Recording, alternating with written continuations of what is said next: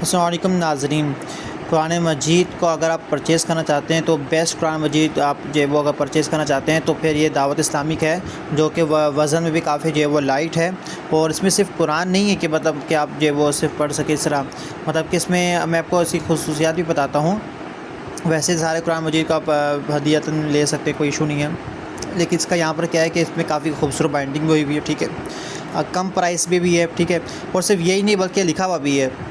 کہ بے وضو یعنی جس پر غسل فرض ہو اس کے لیے قرآن مجید کی یا کسی بھی آیت کا چھونا جو ہے وہ حرام ہے، ٹھیک ہے، جس پر غسل فرض ہو،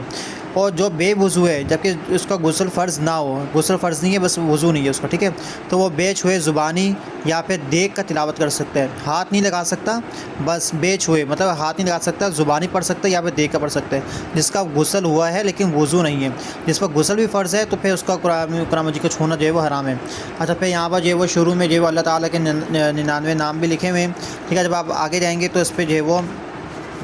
اب میں آپ کو آخر سے بتاتا ہوں کہ یہاں پر اتنا بیسٹ طریقہ ہے ان کا جو ہے وہ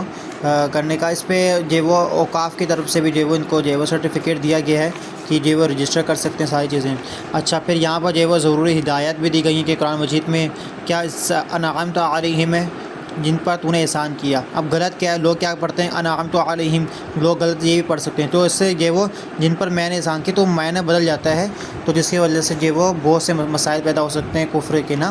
تو اس میں یہ ساری چیزیں لکھی ہوئی ہیں۔ قرآن مجید کو تجوید کے ساتھ پڑھنے کی کیا اہمیت ہے وہ بھی لکھا ہوا ہے یہاں پر، ٹھیک ہے، تو ایک ایک چیز کو بتایا گیا، ٹھیک ہے۔ اس کے بعد جو ہے وہ رموز اوقاف قرآن مجید، یہ کیا چیز ہے، یہاں پر جو ہے وہ ہم جو ہے وہ میم ہوتا ہے، تو ہوتا ہے، جیم ہوتا ہے، زا ہوتا ہے، صاد ہوتا ہے، صلے ہوتا ہے، قاف، صل، کف، ٹھیک ہے، جتنا بھی ہے نا، یہ اس کا مطلب کیا ہے، جیم ہے تو جیم کا مطلب کیا ہے، یہاں پر وقف جو ہے جائز ہے، یہاں ٹھہرنا بہتر ہے اور نہ ٹھہرنا جائز ہے، ٹھیک ہے، تو یہ ساری چیزیں یہاں پر لکھی ہوئی ہیں۔ اسی طرح دعائے معصورہ بھی لکھی ہوئی ہے، دعائے ختم قرآن بھی لکھی ہوئی ہے، اور پھر یہ جو ہے وہ 16 لائن کا قرآن مجید ہے، ٹھیک ہے، تو آپ دیکھ سکتے ہیں کتنے خوبصورت انداز سے لکھا گیا ہے، پورا جو ہے وہ اچھے طریقے سے لکھا گیا ہے، پوری دعوت اسلامی کی ٹیم ہوتی ہے جو کہ یہ جو ہے وہ ساری چیزیں مینیج کر رہی ہوتی ہیں، تو اگر آپ نے پرچیز کرنا ہے تو آپ ان کی آفیشیل ویب سائٹ پہ جا کے بھی کر سکتے ہیں، ہدیت لے سکتے ہیں، ورنہ ان کے جو مرکز ہے فیضان مدینہ وہاں پہ بھی جا کے آپ اس کو پرچیز کر سکتے ہیں، ہدیت لے سکتے ہیں۔ جزاک اللہ خیر۔